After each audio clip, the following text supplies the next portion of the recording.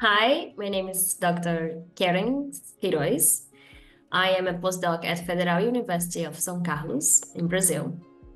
My dissertation research focuses on conservation social science as an interdisciplinary approach for understanding social psychological factors related to pollinators conservation.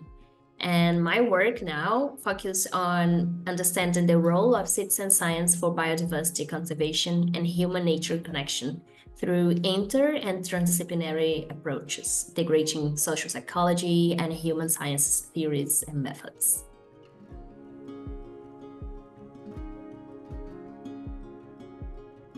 I think the thing I'm most proud of during my career was my exchange. I did part of my PhD at the University of Cambridge, which is a prestigious university, and I always dreamed about studying outside of Brazil, just because I read about different cultures.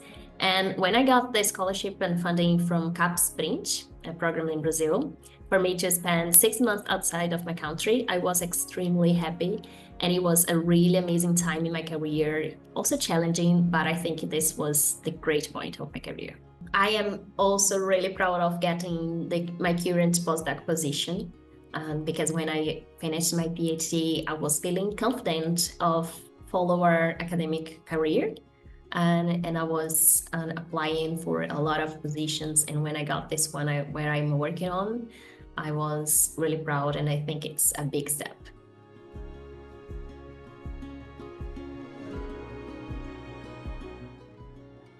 One that was really difficult for me was a paper rejection, which was actually from my master's project. I sent it to 2 or 3 journals, and when the first one was rejected, I was like, "Oh my God, I can't believe isn't working." And then the second time I submitted the paper, I felt more hope and thought I made a really good improvement. I learned a lot about writing and etc. But it was also rejected. And I felt again like, oh my God, I can't believe it. And then after that I gave up. I gave up on the paper because I was feeling really overwhelmed with everything and thinking about research and things that happened during my master's.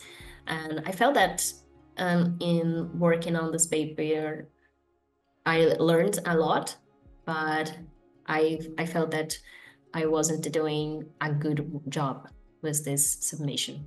And then I gave up, and I don't regret of this, but it was challenging experience.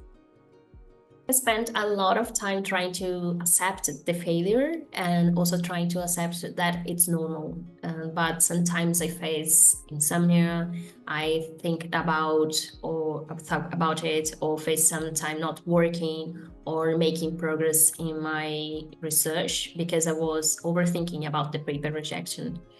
And at some point, I was managing my time in order to have 1 or 2 days working on the improvement of the paper, and the other part time to working on my research, like the current research I was doing.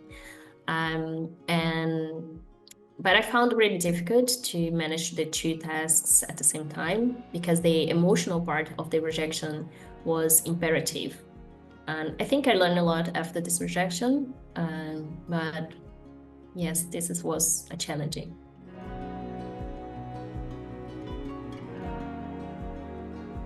I realized that writing was challenging in graduate school. And in my master's, for example, I remember when I was in the writing phase, I had writer's block. And I remember I opened my laptop every day and started crying. And of course, I did therapy. I did therapy before, but I still doing this, and this helped me a lot in academia, in life in general. But when I was doing my PhD, I did the writing process thing where I created a habit to write every single day or take notes every day in order to improve it. So my coping strategy was put into work what I need to improve and see the writing as a skill to be improved and not think that I have no ability. So I started to watch YouTube videos about writing, participating in group discussions, and talking with other scientists or colleagues. And then I understood that writing is not something magical. You need to develop some techniques.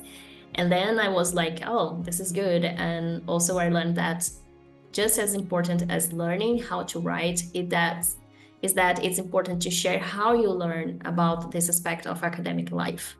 Then I started participating in groups within my program and started to share with my colleagues my struggles about writing, and also asking how can we go beyond the blank page. I organized a workshop about it, and then I mentored some students that also brings me a lot of learning during this process. So this was my strategy. I also like to observe not only academics. I really love to observe how artists work.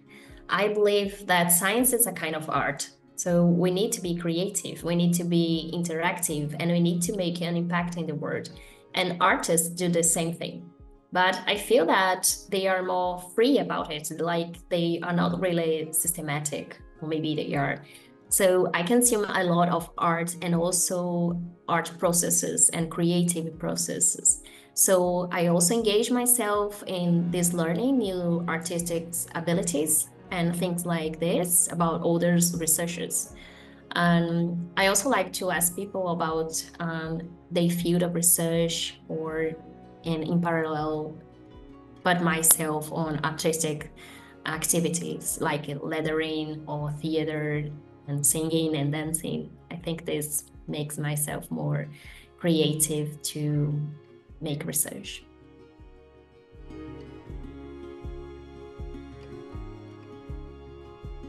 One thing I would change about how I coped in the past is the focus on the abilities instead of looking for approval. I think this was a mind changing for me during my PhD to not focus on people's approval. Even if he is your supervisor, colleagues, professors, your program, and you have to focus on what I need to improve and what I need to learn, and because it makes you feel more connected, and you will understand that you need to learn about some ability and learn about it with intention and energy.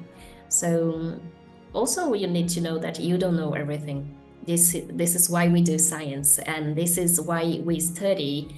And either one I would add here is go for it. So look for help.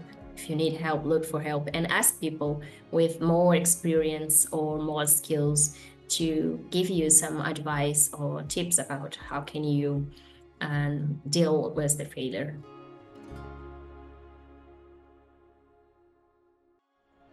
You can do this. Yes, you can do this. And there is a lot of people that you can find support from. You can find love, and you can find empathy. And just don't give up if this is your dream. It's okay to not be okay, and it's okay in not knowing. But I think that you can do this is the most important thing you can hear on your path to graduation. There were so many times I felt this, and this is know about ourselves. It's about how some academics perform in this environment. So if you have a problem, face it, look for help, and improve your skills about it, and trust that you will achieve what you want. Failure or overcoming failure is an eternal learning process, and I think was a failure for me before, like the writing, and I understood that I have to know how to write in the better way. I can say that today I love writing and I feel much more confident in doing this, but I have a lot to learn. So I believe that this is a process, and there is a lot of good in not knowing. So I would say that think about it and go for what you want to do, that you get it. Thanks for watching Fail Safe Science. My name is Karen, and I hope my story helps graduate students believe in themselves and follow their dreams.